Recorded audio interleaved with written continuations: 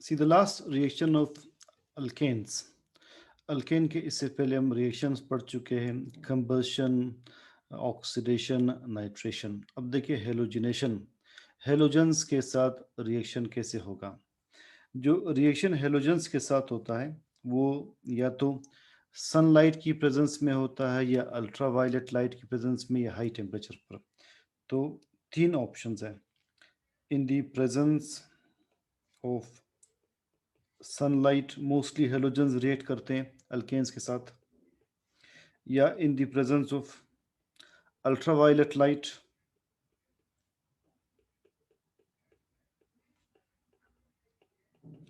और third at higher temperature, at higher temperature. Alkanes के साथ कौन सा हेलोजन ज़्यादा रिएक्ट करता है? देखिए हेलोजन्स ये हैं, फ्लोरीन, क्लोरीन, ब्रोमीन, आयोडीन। इनमें किसकी रिएक्टिविटी सबसे ज़्यादा है? तो जो ऑर्डर ऑफ रिएक्टिविटी वो ये है, जो टॉप मोस्ट मेंबर है वो सबसे ज़्यादा रिएक्टिव है, जो बॉटम मोस्ट है वो सबसे लीस्ट रिएक्टिव है। So the order of reactivity, fluorine बहुत हाईली रिएक्टिव है। So the order of reactivity of halogens is fluorine more reactive than chlorine, chlorine more reactive than bromine, bromine more reactive than iodine। ये है order of reactivity. अब reaction हम एक example इसकी देख लेते हैं। फॉर एग्जांपल क्लोरीन के साथ रिएक्शन में क्या बनेगा? क्लोरीन ये मॉलिक्यूल है, ये लाइट की प्रेजेंस में, this H new shows light, light की प्रेजेंस में क्लोरीन का फ्री रेडिकल बनेगा, इसे हम फ्री रेडिकल कहते हैं। क्लोरीन के दो फ्री रेडिकल्स बनेंगे। नाउ मीथेन अगर रिएक्ट करना हो, it is methane CH4, it reacts with a free radical to form methyl free radical।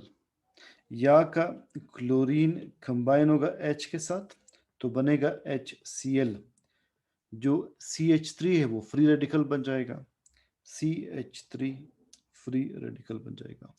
यानी इसके पास एक इलेक्ट्रॉन एक्स्ट्रा अनपेयर्ड होगा।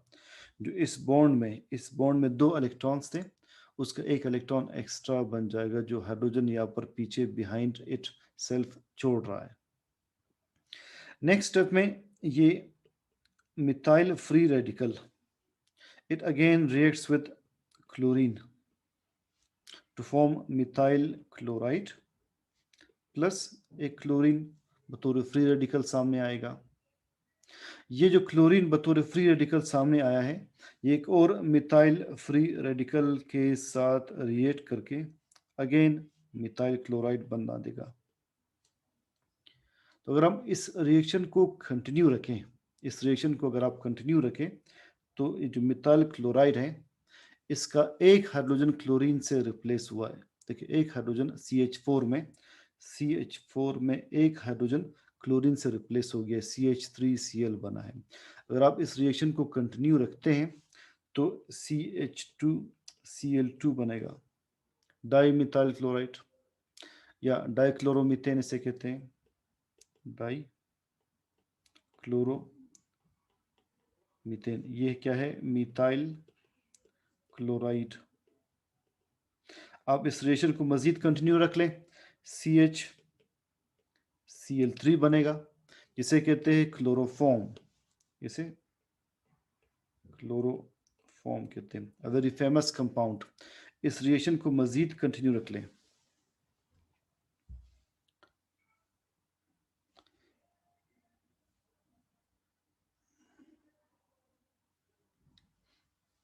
जस्ट वेट प्लीज, मेरे लाइट। तो हमने ये डिस्कस किया फर्स्ट स्टेप से। अगर आप दोबारा देख लें कि सबसे पहले क्लोरीन Cl2, ये लाइट की प्रेजेंस में क्लोरीन का फ्री रेडिकल बनाता है, ClCl। अब मीथेन, ये CH3H मीथेन है, ये मीथेन क्लोरीन फ्री रेडिकल के साथ रिएक्ट कर रहा है नेक्स्ट स्टेप में, तो मिथाइल फ्री रेडिकल बनेगा और H और Cl मिलकर HCl बना लेंगे। ये मिथाइल फ्री रेडिकल एक और क्लोरीन के साथ रिएक्ट करके मिथाइल क्लोराइड बनाता है और एक क्लोरीन बतौर फ्री रेडिकल सामने आएगा। वो chlorine free radical methyl free radical के साथ रिएक्ट करके मिथाइल क्लोराइड बनाता है। अगर आप इस रिएक्शन को कंटिन्यू रखें, मजीद क्लोरीन प्रोवाइड करते जाएं, तो CH3Cl से CH2Cl2 बनेगा, जिसे डाइक्लोरोमीथेन कहते हैं। CH2Cl2 से CHCl3 बन सकता है, यानी 3 हाइड्रोजन्स रिप्लेस हो सकते हैं क्लोरीन से, इसे क्लोरोफॉर्म कहते हैं। मजीद अगर ये रिएक्शन कंटिन्यू रहे तो एक और लास्ट रिमेनिंग हाइड्रोजन भी क्लोरीन से रिप्लेस होगा, CCl4 बनेगा, कार्बन टेट्रा क्लोराइड बन जाएगा। इट इज कार्बन टेट्राक्लोराइड, ये बन जाएगा। मीथेन के uses. Methane is used as a very famous fuel and illuminating gas. जब कंबस्ट करते हैं तो हमने पढ़ा था कि 891 किलो जॉल पर मोल ऑफ एनर्जी रिलीज होती है, जो कि हम ऑटोमोबाइल इंजन्स में यूज भी कर सकते हैं, बतौर सोर्स ऑफ लाइट भी यूज की जा सकती है। And it can be use for the preparation of compounds. अभी जो हमने कंपाउंड्स पढ़े, कौन कौन से कंपाउंड्स थे? मिथाइल क्लोराइड, डाइक्लोरोमीथेन,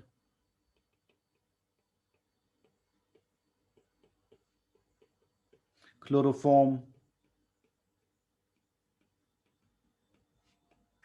एंड अगर चार चार के चार हाइड्रोजन रिप्लेस हो, and carbon tetrachloride, carbon tetrachloride. Further it can be use for the preparation of, हमने इसके फर्स्ट रिएक्शन में पढ़ा था कि it can be use to prepare methyl alcohol, जिससे फॉर्मल्डिहाइड बनता है, उससे फॉर्मिक एसिड बनता है। ये कल हमने डिस्कस किए थे। For the preparation of methyl alcohol, formaldehyde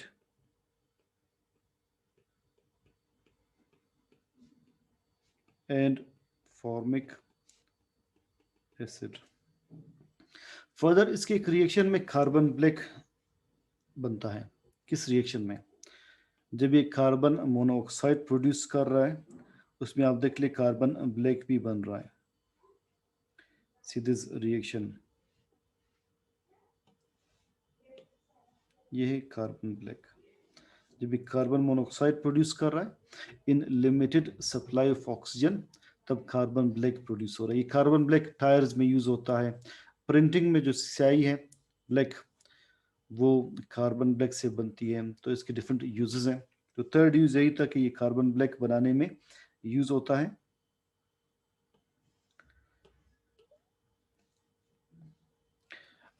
it can be use to manufacture urea fertilizer, urea बनाने में यूज होता है।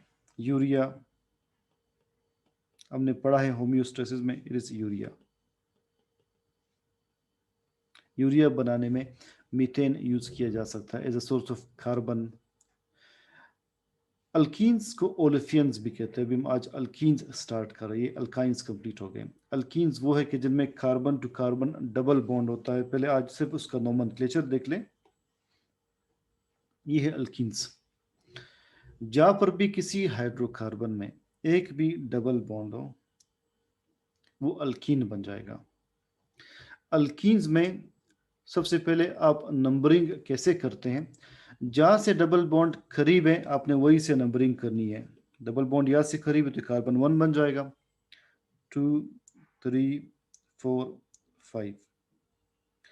3 और 4 पर मिथाइल ग्रुप से, तो क्या नाम बन जाएगा? 3,4 डाई मिथाइल। डबल बॉन्ड 1 और 2 के दरमियान है। आपने डबल बॉन्ड की पोजीशन लोअर कार्बन से शो करनी है। आपने 2 पेंटीन नहीं कहना, 1 पेंटीन कहना है। तो देखिए इसका नाम क्या होगा? 3,4 डाई मिथाइल, बिल्कुल क्लियर है, आपके सामने है।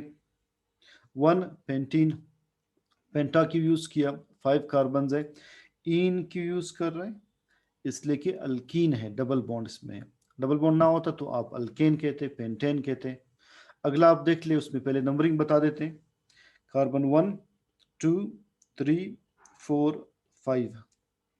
अब कितने मिथाइल ग्रुप से? 3, 3, 4, 4 tri methyl, 3, 4, 4 tri methyl. Copper है डबल बॉन्ड 1 पर, तो 1 पेंटीन, 5 कार्बन है तो पेंटीन। नेक्स्ट में देखिए नंबरिंग पहले से की हुई है, कहाँ से की हुई, जहाँ से डबल बॉन्ड ज़्यादा करीब पड़ता है। अब आपने बाकी सबऑर्डिनेट ग्रुप्स को अल्फ़ाबेटिकल ऑर्डर में लिखना है। ब्रोमो है, क्लोरो है, आयोडो है। B comes before C, C comes before I. So 1 bromo, 5 chloro, 6 iodo, 3 और 4 के दरमियान डबल बॉन्ड है, तो आपने लिखना है 3 हेप्टीन। 7 कार्बन है टोटल, हेप्टीन बन जाएगा। नाम देख ले नीचे, 1 ब्रोमो, 5 क्लोरो, 6 आयोडो, 3 हेप्टीन। नेक्स्ट देखते हैं, डबल बॉन्ड के करीब से नंबरिंग स्टार्ट की है, कोई सबऑर्डिनेट ग्रुप मौजूद नहीं है, मगर डबल बॉन्ड्स 2 बार हैं। जब 2 बार होंगे तो आपने डाइन का वर्ड यूज करना है, सफिक्स। 3 होंगे तो ट्राइन का वर्ड यूज करना होगा, सफिक्स। अब देखिए इसका नाम क्या लिखा है, 1 3, कार्बन 1 और 3 पर डबल बॉन्ड है, 1 3 पेंटा डाइन। उसे नेक्स्ट देख ले, अगेन इसकी प्रैक्टिस हो जाएगी। नंबरिंग डबल बॉन्ड के करीब साइड से, राइट साइड से स्टार्ट की है। डबल बॉन्ड्स कहाँ कहाँ मौजूद है, 2 पर और 4 पर, तो 2 4 हेक्सा डाइन। नेक्स्ट में देखें, इसमें 3 डबल बॉन्ड्स हैं, 1 पे, 3 पे, 4 पे, तो 1 3 4 हेप्टाट्राइन। ट्राइन का मतलब है 1 2 3, 3 बार, 3 टाइम्स डबल बॉन्ड्स। लास्ट देखें, इसमें अगेन 3 बार डबल बॉन्ड्स है, तो 1 3 5 हेक्सा ट्राइन बन जाएगा। जब आप अल्काइंस पढ़ेंगे तो फिर हमने ये डिस्कस करना कि अगर किसी मॉलिक्यूल में डबल और ट्रिपल बॉन्ड एक साथ आ जाए तो नाम कैसे लिखेंगे, नंबरिंग कैसे करेंगे, वो नेक्स्ट नोमेनक्लेचर के रूल में आ जाएगा। तो नोमेनक्लेचर के स्लाइड्स भी साथ साथ शेयर हो रहे हैं। अल्केन्स की नोमेनक्लेचर आपने पढ़ी है, ये है अल्कीन्स की, फिर अल्काइंस की नोमेनक्लेचर होगी। So it's your break time and we'll return it till around 4:15 p.m. inshallah.